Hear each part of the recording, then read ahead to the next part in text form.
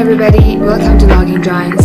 So for today's video, I'll show you 3 ways that you can take screenshot in your PC. So let's get started. The first way is really easy. All you have to do is press the print screen option that should be on the top right corner of your PC's keyboard. After you do so, go to Paint and press Ctrl plus V. And the screen that you have just captured is pasted here. So this is the first way. So let me show you the second way you can do it. The second way is press Windows plus print screen option and you will see the black flash. And again we will go to Paint for checking.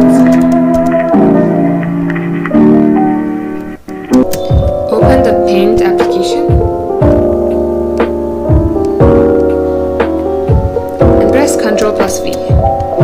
And that works as well.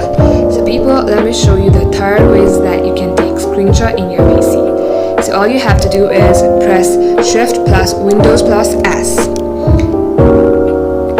And after you do so, these 4 or 5 options will pop up in your screen. So you have to select the particular area that you want to capture.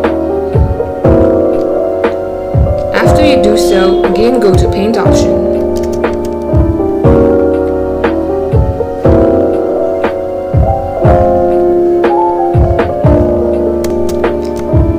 Ctrl plus V again.